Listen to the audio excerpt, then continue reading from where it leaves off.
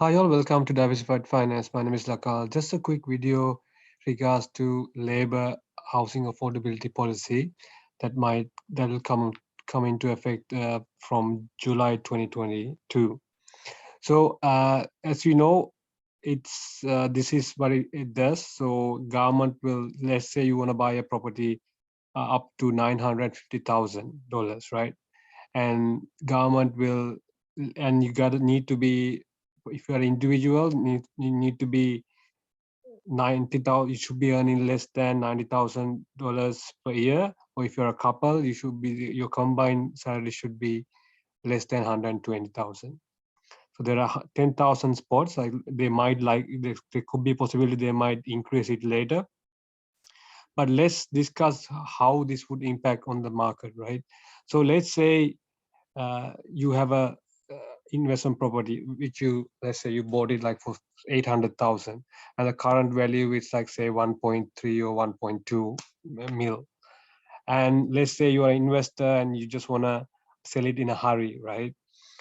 And uh, if you try to sell it for like 1.2 mil, like there'll be less buyers given that the market condition right now, there's higher inflation, people are, interest rates are going higher, so people are not willing to get into the market right now. So you can see the demand has been cut down a lot, and the borrowing capacity is less as well. And given that the expectation interest rates are going to go a lot higher, there'll be less people who looking to buy right now. So in that kind of environment, let's say you are struggling and you just really want to sell, what this would do, like 1.2 million property, then you might think, okay, if I try to sell it for like 1.2 million, there'll be very less buyers, right, to buy it, because given the current conditions, like there'll be less people who wants to buy at that current price. But if you, let's say, because you bought it for like 700,000 or 750 or 800,000, if you say, okay, I can't afford to have this anymore, I could not find any tenants.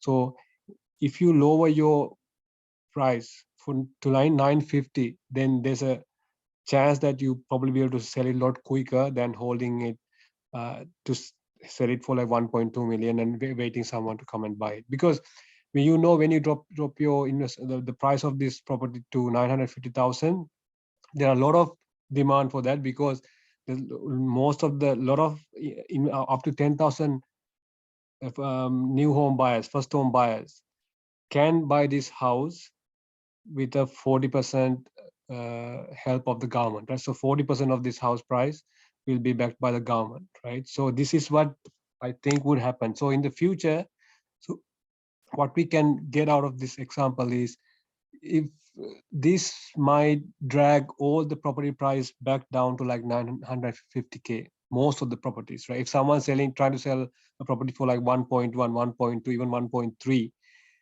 the demand, there might not be much demand for that kind of property, uh, unless you lower your property value to like 950. So what happens, anything above 950K, right, will drag uh, back down to this 950K level, like, because it'll be easy to sell because of the government support.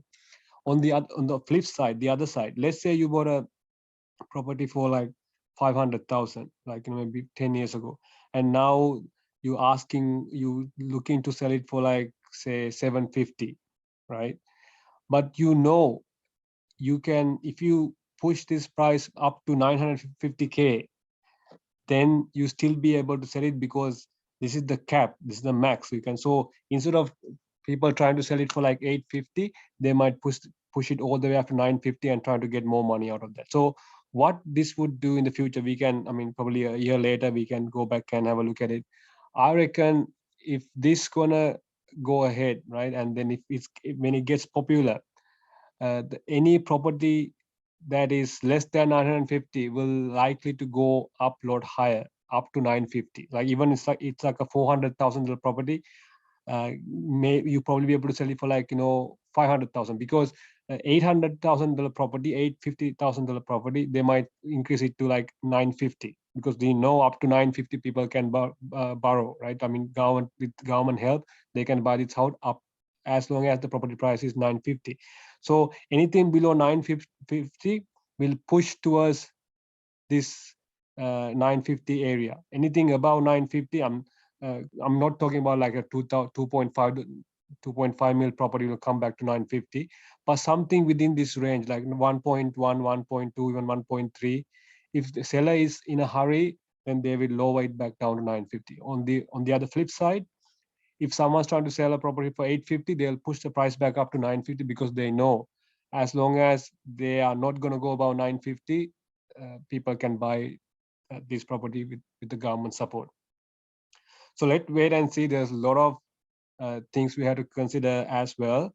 Looking at the current environment, it's the Sydney property price, even Melbourne property price has come down like about like 10% so far. So there's not, people are not willing to buy right now. Uh, as I mentioned earlier, the demand is very less.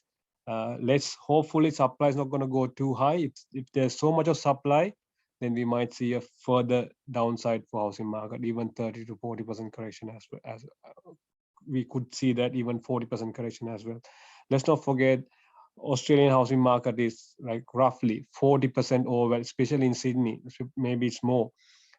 In Sydney, I think it's 40 to 50% overvalued, right? So it doesn't mean I'm not expecting a 50% correction, but there's a likelihood that we are going towards that path. And so we have to wait and see.